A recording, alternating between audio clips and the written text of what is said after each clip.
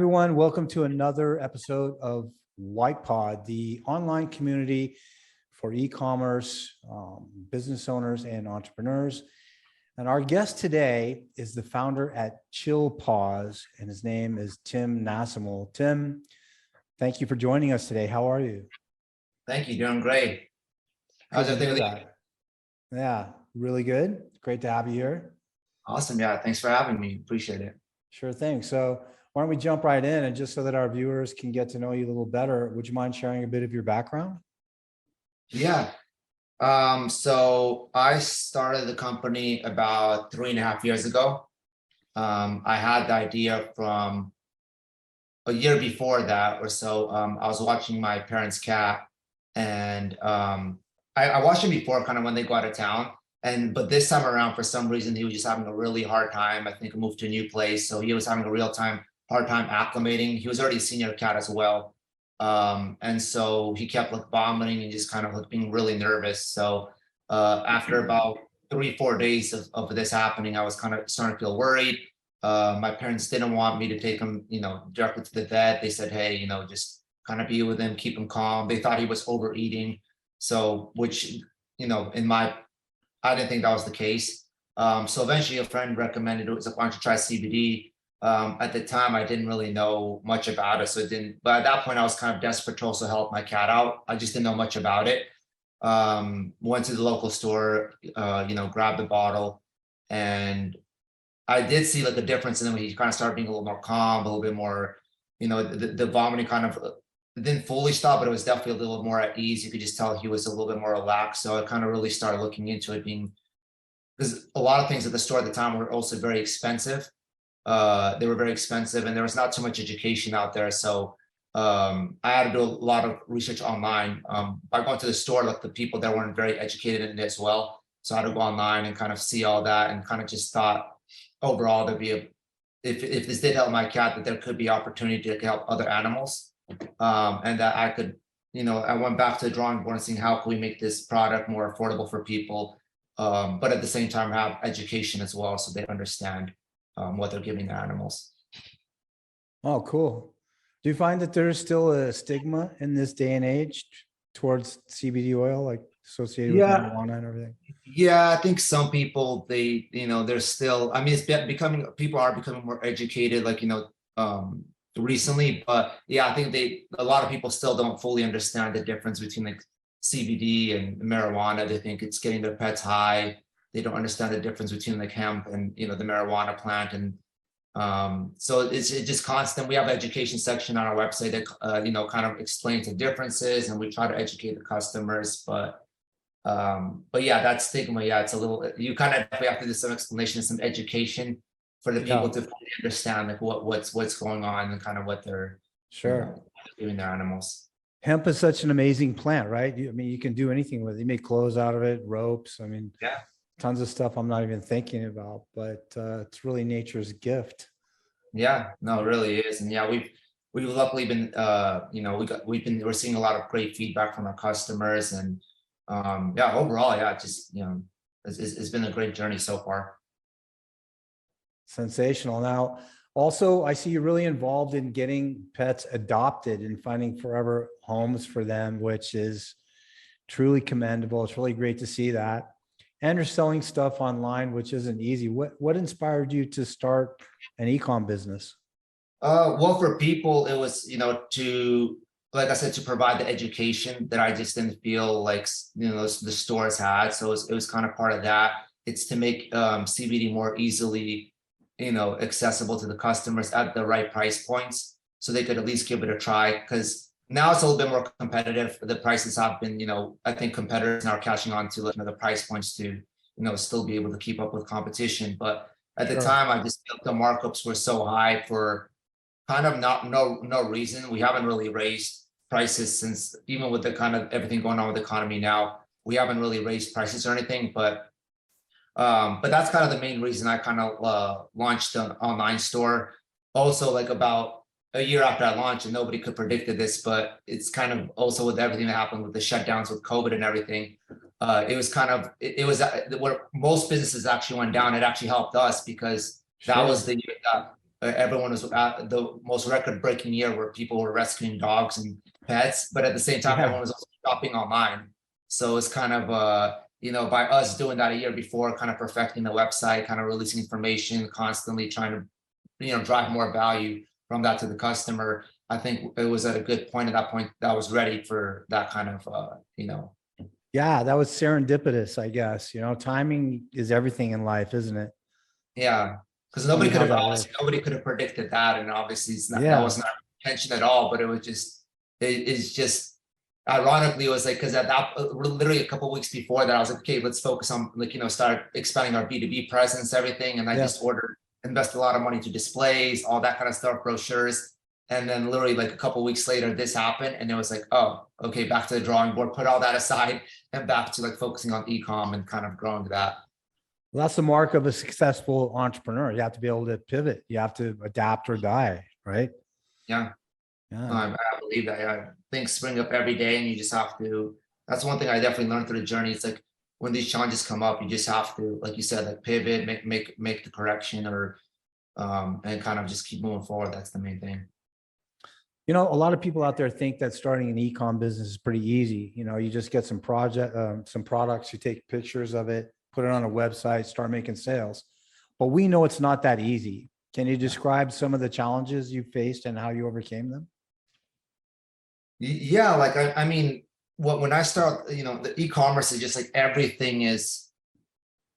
I think from what I learned from the entrepreneurship route is everyone, like theoretically everything kind of could sound easy, right? Oh, let's go find a manufacturer, let's go, you get a packaging supplier, let's hire this and that. But I just don't think in real life things work that smooth, because then you realize, okay, maybe the manufacturers now is like on a project, or when, for example, when we received our first batch, we were so eager to get the product out that the bottles didn't actually fit in the boxes. They were just a little off. So, but at that point, we already had thousands of them in stock. So it's, they weren't gonna correct that issue. And then for us, it's like, well, we have this now. So what do we do? So you have to improvise. We got like little kind of clear stickers and kind of like, would seal the boxes a little tighter. So then it didn't look like it was popping up too much. Then you have issues of like, for example, that first batch of like where people had a hard time opening was child proof locking. So then we had to solve that issue. Then Those are adult proof bottles. Yeah, adult proof ones. Yeah. So there are just like so many things that spring up every day that things happen in the business world, and the one thing I noticed is like you can't let it get to you, and it's like all these challenges that you kind of just have to solve them, and then once you solve them, you can put it on your FAQ page. So if there's anybody else experiencing the same issue, or offering that as, say, for the we've had great luck with our product working with majority of pets, but those every so often you'll have a couple of those saying, hey, it didn't quite work. So what we try to do is offer a 30-day money back and guarantee. If their product didn't work, we don't even, if they already opened it, we don't even ask them to send it back. We just, hey, give it to another dog in need, but here's a full refund. We try to take kind of like that approach where it's no hassle to the customer, and just kind of, as long as they're happy, we're just happy that they gave our product a try. And the main thing is, at the end of the day, we're just trying to make sure that the product works for them. So obviously we try to give them guidance to be like, hey, what's the dosing you used? Is there any way we can help? Try this, try that. But if all else fails, it's, we still try to do the best we can to give them the best customer service. That's how you get repeat business. I think most people are cool, actually, and if they have a problem, but they see that you've done your best to solve it, they'll give you good reviews and they'll order from you again, is what I've seen. Is that your experience? Yeah, no, for sure. It's like a lot of our, we get a ton of business just through word of mouth. And it's like, sometimes that's kind of what keeps me going. Once I see those reviews coming in and like, oh, I tell everyone about this product, and I've tried so many different brands, and this one is the one in particular that's been working. So yeah, for us has been, especially because it's such a product that people probably buy on a repetitive basis if it works. And so word of mouth has been key to our growth. Cool. What would you say separates your products from the competition's? I'll definitely say like attention to detail, and by that I mean like attention to the quality. So some companies, they try to take shortcuts. With this type of product, it's important to always lab test every batch to make sure it's consistent, you know what you're getting inside the product. So for us, it's part of what we take pride in is not taking any shortcuts. We don't just do like one test and then, like, you know, for the rest of the year, be like, okay, that's fine. Let's rely on that one lab report to, like, because everything else should be consistent. We won't release a product unless it's been that batch has been lab tested, that because it gives me the confidence to know that, hey, we have the top quality product. So when I bring it to the customers, bring it to trade shows, anywhere I go, I know what's in it, and I know it's, you know, the highest quality that, you know, of product that we could offer. Again, I think it goes back to also the second part of it is, I think, is customer service, which is, like I said, we try not to give the customers a hassle. It's, you know, I know you can put 30-day money back guarantee, but really, if somebody wasn't even happy in 60 days, if you're basically not happy with our product, we'll give you your money back. Tell you to share the product with others, and maybe recommend another product that we have in our selection to see how that works. But ultimately, yeah, customer service. And finally, I think it's also the brand experience itself. So it's the product, but it's also, when you receive our product through online, you get like a corrugated box that we invest in, you know, money in. That we want the full presentation when you open it. There's, you know, it's like a nice, you get a nice welcome card. It's the crinkle cut paper. It's the full kind of experience that you get. Like, oh, so you get the product, but you also, we would love that unboxing experience, that we want people to share it. You know, and just kind of really feel special when they receive our product, rather than, you know, maybe some other brands that aren't investing in those type of things and just kind of more there for, hey, let's focus on, you know, I mean, profit, looking at any business is important, but I think it's also, it can't come at the cost of all those other things as well. Sure. I think a handwritten note is really powerful. It always makes an impression on me. I'm really ready to do repeat business with, you know, with a vendor who sends me a handwritten note. I just think that's really impressive. Yeah, especially for our top customers, we try to do that, especially on holiday time. Give them a thank you handwritten note. When some of our B2B partners, we do handwritten notes. Affiliates that we're trying to attract. It's, you know, it's like you're taking time out of your day instead of like just, you know, because you have to separate yourself from what everyone else is doing. So instead of just sending out an email, you know, mass blasting it, we try to customize everything and really let the customer know that, hey, like, we're here, we're paying attention. Whatever they say, we take the feedback. If we're going to release new products, we want their input to see, hey, what do you guys think? Do you guys think we should go this strength, that strength? Would you guys want a product like this? And really get the feedback from the customer to see, because it could be one thing that we want something or we think something's good, but the customer essentially is the one who's calling the shots. And we, you know, instead of investing all this, you know, like time and effort into developing a product, we want to see if like the customer's even looking for something like that. So we always try to ask the question directly to them. All right. So then what are your best selling products? You probably have that answer, I guess. Yeah, our best selling products are 500 milligram. I think the people like the strongest strengths in the tincture, and our peanut butter CBD treats are very popular. You know, like, because I believe in CBD, people do like the stronger strengths, especially for, I think there's some kind of, you know, when they think higher numbers, they think it works better. We market it more to, like, you know, mid-sized to larger dogs, whereas our 240, we market more to like smaller dogs, or 250 is a little lighter strength. But the treats, I think, are very popular because it's just, sometimes it's easier to administer, you know, because the tinctures come in a dropper format. So sometimes the customer doesn't want to haggle with the dog, you know, trying to get the drop in their mouth or, you know, things like that. But the treats, I mean, most dogs, I mean, love treats. So it's got a little easier to go, hey, here's a treat or two. And then got that right. You know, yeah, you know, then they kind of calm down and kind of just, you know, wherever they're going, whether they're going grooming session or, you know, travel or whatever it is, it kind of helps them calm down, car rides. Yes. You know, 100%.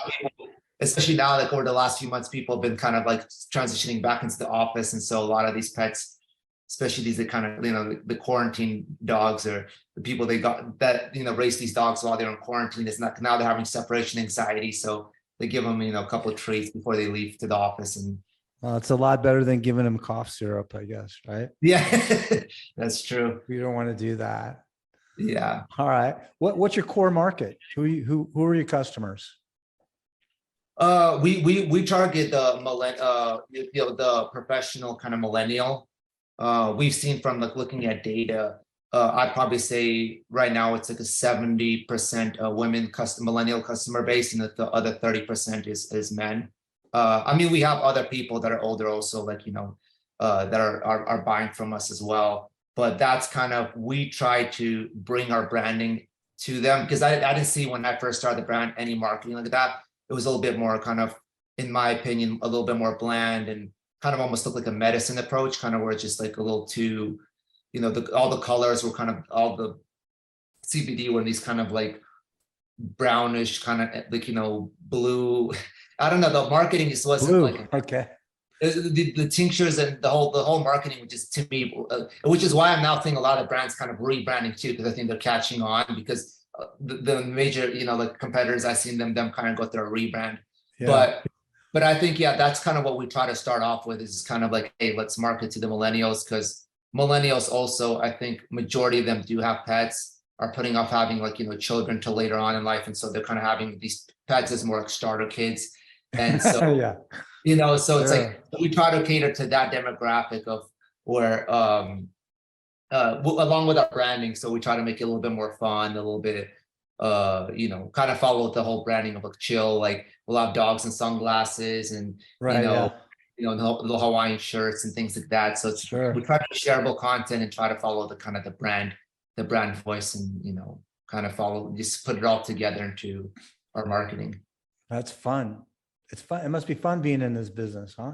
Are Yeah, you? no, definitely. Because if it's just fun working with like animals and pets. I mean, Yeah. I've, kind of been in, obviously I always loved animals, but yeah, here it's just like, especially when you see a difference in, like some people send like before and after videos, how their dog was walking and how they're walking now, a little bit more mobile, and, Nice.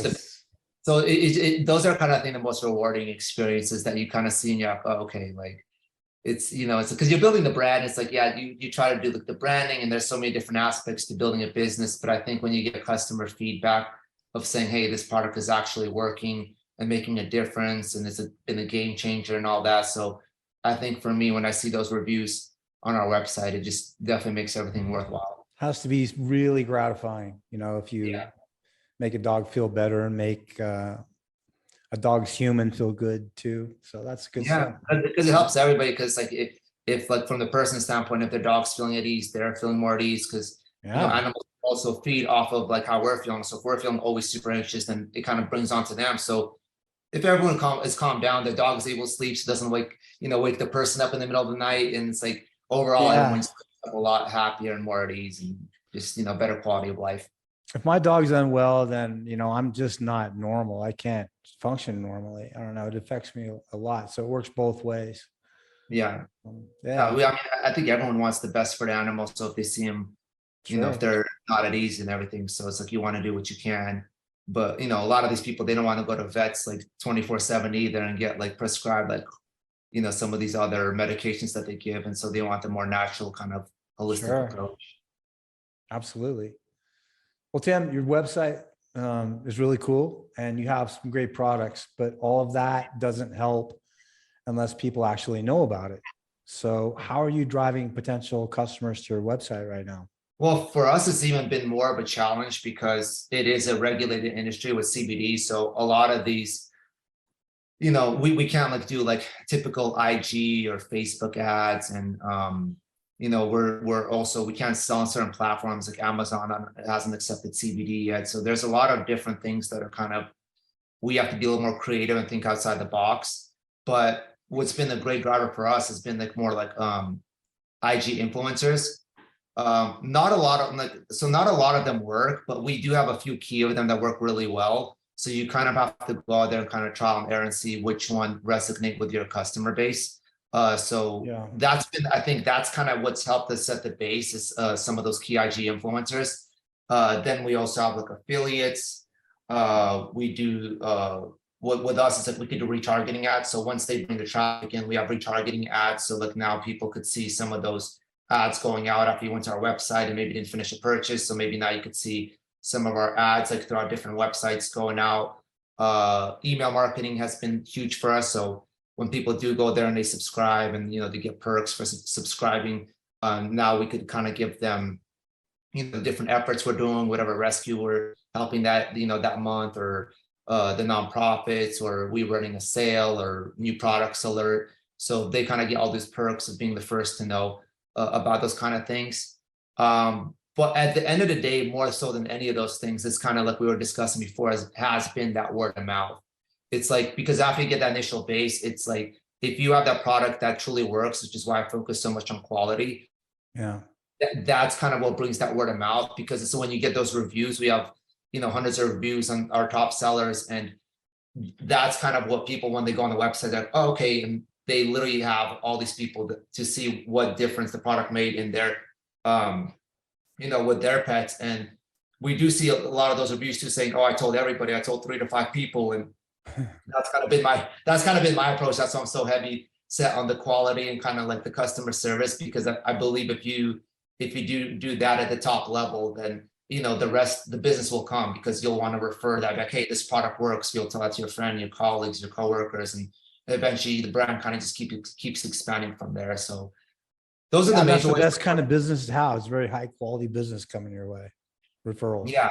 Obviously. Yeah, exactly. So that's why we focus on those kind of core things. That's like very important to the company, and the vision we have is kind of like to focus on the quality, to focus on customer service and the overall brand experience. And I think those together kind of like synergize and kind of then like, when the customer can tell, like, okay, these people are putting effort and, time into, and like really dedicated to the product. And I think that's why we've been getting a lot of word of mouth. Good stuff.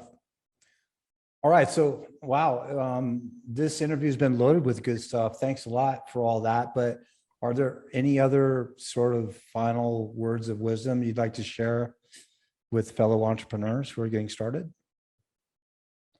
Yeah, I would say, this journey, I learned that, just good things take time to build. We live in right now, like a social media and kind of this world where everyone wants kind of more that instant gratification of, they think they launch something and within, 2-3 months, it's already in everyone's hands. And, because that's kind of what they see on, whatever platform they're looking at, IG or Facebook or whatever.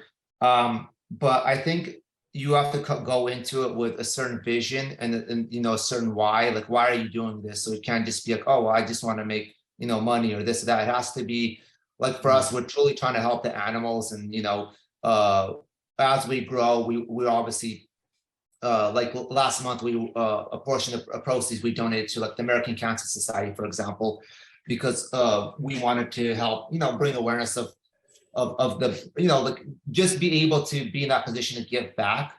But I think it's like, you have to have the big why. So I think that's what entrepreneurs need to like kind of, or people that are going into the entrepreneur route need to go. It's more of that long-term vision. Why are you doing this? It has to be greater than just, making a quick buck.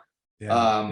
I do think that you also have to accept, because I definitely go through this daily where it's like a roller. You have to accept the fact that this is a roller coaster, because there'll be like one moment where everything seems to be working great and you're like, oh, this is the best thing ever. And then literally 5 minutes later, you get a phone call being like, hey, this has been delayed, or this is like that, or hey, like this needs to be correction. This rule changed, and whatever, whether it be the website or things like that. We've go through that like on a daily basis. So it's kind of constantly like this. And you kind of have to just go into it knowing that that's kind of what you're getting into.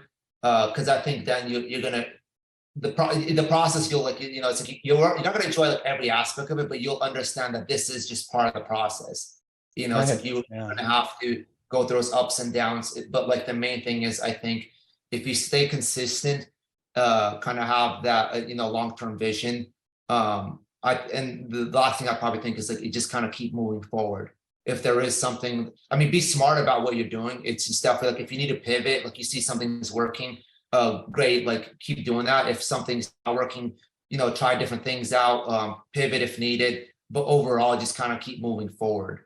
Don't let like, a few things kind of, these small things kind of stop you, or because there will be frustrations along the journey for sure. I've definitely dealt with them, but I think every time I kind of pushed through and kind of kept going, it just gets better, and you just keep kind of building upon that. And it also creates like a stronger version of yourself throughout the process too. So now look, maybe I might not be as, if something goes wrong, I'm not as frozen up for like, I kind of realize, okay, this is what it is. Let's sit down and solve this issue, and let's keep moving forward. This is the best way to kind of, and this happens like I said, on a very regular basis. So you kind of just have to kind of get used to that. And I think if you get used to that, you know where you're going, you know why you're doing what you're doing.